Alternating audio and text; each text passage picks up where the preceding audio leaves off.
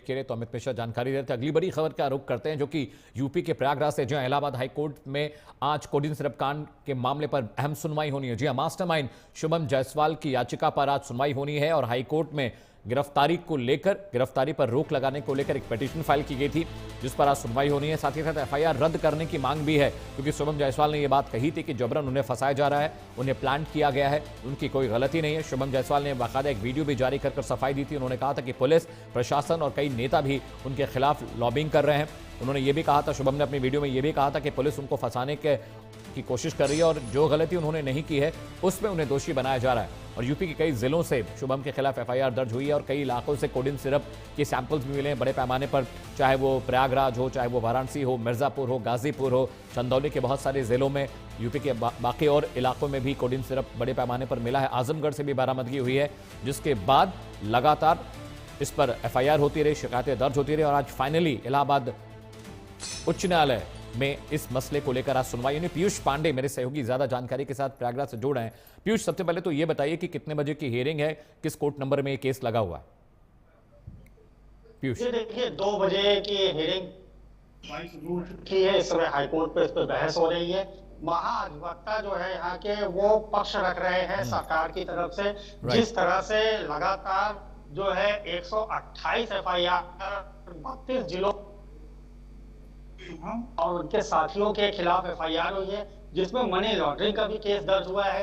एक तरह से जो मनी लॉन्ड्रिंग हुई है उसमें ईडी ने कई जगह छापेमारी की है। 2 जगहों पर शुभम जायसवाल के जो ठिकाने हैं वहां पर छापेमारी की है और काफी अनियमितताएं पाई गई हैं उसमें। जिस हिसाब से रांची से 2600 ट्रक बनारस लाए गए कफ सिरप के, उनका कहीं भी कोई लेखा जोखा नहीं है। उनमें जो है एम्बुलेंस की नंबर्स है, उसमें ई रिक्शाओं के नंबर है, उसमें गाड़ियों के नंबर है। तो इस तरह से जो 2600 ट्रक आए, उस तरह से जो पैसे का लेन देन हुआ है वो भी एक बड़ा इसमें मुद्दा माना जा रहा है मनी लॉन्ड्रिंग का। इसको लेकर जो है लगातार सुनवाई चल रही थी। आज भी इस पर सुनवाई है, जिसमें कि शुभम जायसवाल की तरफ से कहा गया है कि उनके ऊपर जो एफआईआर की गई है उनको रद्द किया जाना चाहिए और उनको जमानत मिलनी चाहिए। जिसको लेकर जो धाराएं पुलिस ने रखी है वो धाराएं गलत हैं। बीएनएस के तहत और आईपीसी के तहत धाराएं लगाई गई हैं, जिसमें कि ये धाराएं नहीं लगती है। इसको लेकर अभी इसमें हाईकोर्ट में बहस चल रही है और अभी आधे घंटे 1 घंटे के अंदर में हो सकता है कि इस पर फैसला आ जाए। जी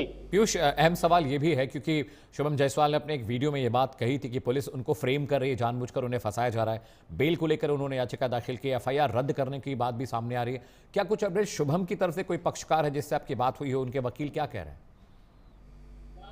देखिए, उनके वकील का साफ कहना है कि इनको फंसाया जा रहा है। जो आईपीसी की धाराएं लगाई गई हैं, कोडिन सिरप जो है वो एक तरह से जो सिरप है वो आईपीसी की धाराओं के अंतर्गत ये नहीं आता है, लेकिन आईपीसी की धाराओं के अंतर्गत एफआईआर की गई है, जो कि सरासर गलत है। और इस तरह का प्रावधान नहीं है कि अगर कोई आप ड्रग्स के मामले में अगर किसी को आप एफआईआर करते हैं तो उसमें आईपीसी की धाराएं लगे। इस तरह का बिंदु वो लेकर चल रहे हैं, जिसको लेकर के हाईकोर्ट में आज वो अपने पक्ष रखेंगे और कहेंगे कि ये जो एफआईआर हुई है, एफआईआर पूरी तरह से गैर कानूनी है, इस एफआईआर को रद्द करना चाहिए।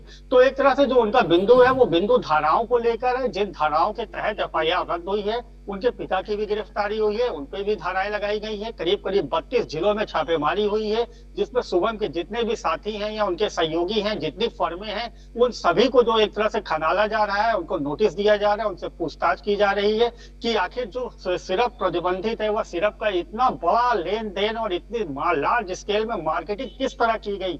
आपको बताएं कि शुभम जो है वो 2 साल में जो है करीब 7 करोड़ का आईटीआर फाइल किया है। आखिर इतनी ज्यादा रकम उनके पास कहां से आई, किस तरह से उन्होंने इतनी बड़ी रकम का आईटीआर फाइल किया, ये सब जांच के बिंदु है। इन सब जांच के बिंदुओं को लेकर पुलिस ने कहा है कि हमको इनकी गिरफ्तारी चाहिए, हमको इनके रिमांड चाहिए, जिससे कि हम इन सभी सवालों का जवाब इनसे निकाल सके और एक तरह से पूरी तरह से ठीक है पीयूष, बहुत बहुत शुक्रिया इस अपडेट के लिए। तो प्रयागराज से मेरे सहयोगी पीयूष ये जानकारी दे रहे थे कि अभी कोर्ट में हियरिंग शुरू हो गई है और दोनों पक्षकार अपनी बातें रख रहे हैं। प्रयागराज के बाद